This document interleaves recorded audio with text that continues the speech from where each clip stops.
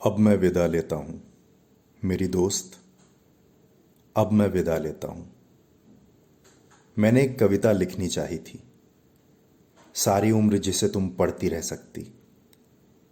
उस कविता में महकते हुए धनिये का जिक्र होना था, ईख की सरसराहट का जिक्र होना था। उस कविता में वृक्षों से टपकती ओस और बाल्टी में दुहे दूध पर गाती झाग का जिक्र होना था। और जो भी कुछ मैंने तुम्हारे जिस्म में देखा, उस सब का जिक्र होना था।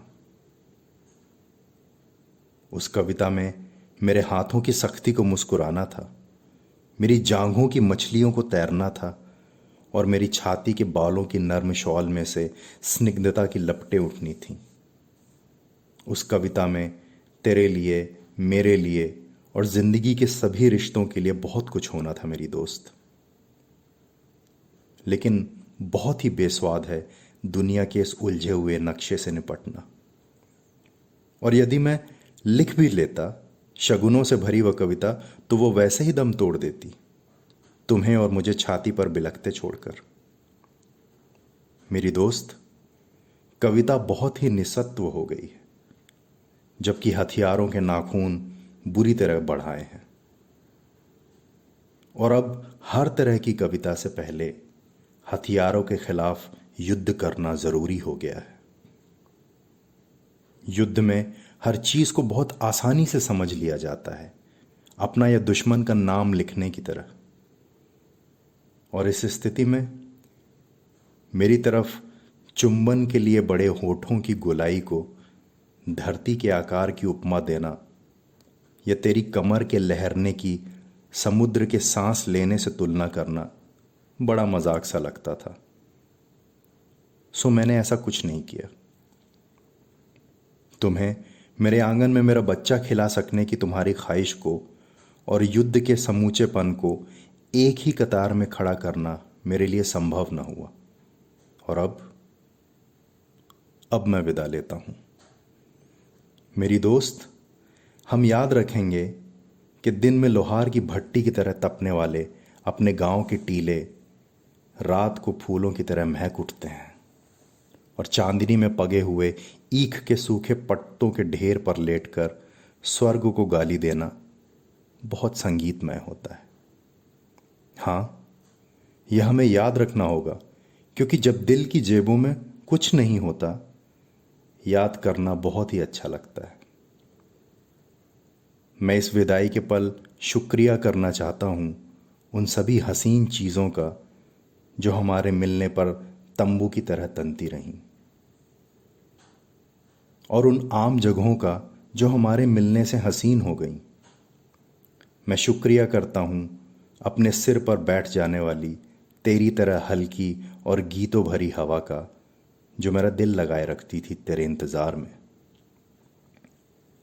रास्ते पर उगी हुई रेशमी घास का, जो तुम्हारी लरचती चाल के सामने हमेशा बिछ जाया करती थी।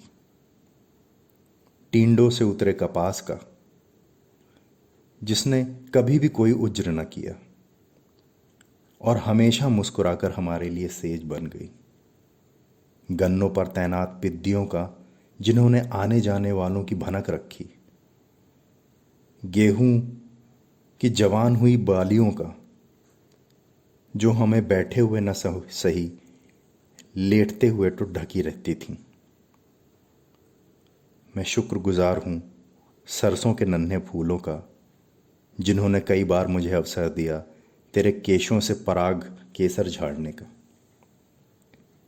मैं आदमी हूं, बहुत कुछ छोटा छोटा जोड़कर बना हूं, और उन सभी चीजों के लिए जिन्होंने मुझे बिखर जाने से बचाए रखा, मेरे पास आभार है।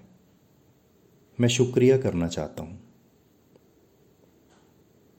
प्यार करना बहुत ही सहज है, जैसे कि जुल्म को झेलते हुए खुद को लड़ाई के लिए तैयार करना, या जैसे गुप्तवास में लगी गोली से किसी गुफा में पड़े रहकर जख्म के भरने के दिन की कोई कल्पना करे। प्यार करना और लड़ सकना, जीने पर ईमान ले आना मेरी दोस्त, यही होता है। धूप की तरह धरती पर खिल जाना और फिर आलिंगन में सिमट जाना, बारूद की तरह भड़क उठना और चारों दिशाओं में गूंज जाना। जीने का यही सलीका होता है, प्यार करना और जीना उन्हें कभी ना आएगा जिन्हें जिंदगी ने बनिया बना दिया। जिस्म का रिश्ता समझ सकना, खुशी और नफरत में कभी भी लकीर न खींचना, जिंदगी के फैले हुए आकार पर फिदा होना, सहम को चीख चीर कर मिलना और विदा होना बड़ी शूरवीरता का काम होता है मेरी दोस्त। मैं अब विदा लेता हूं।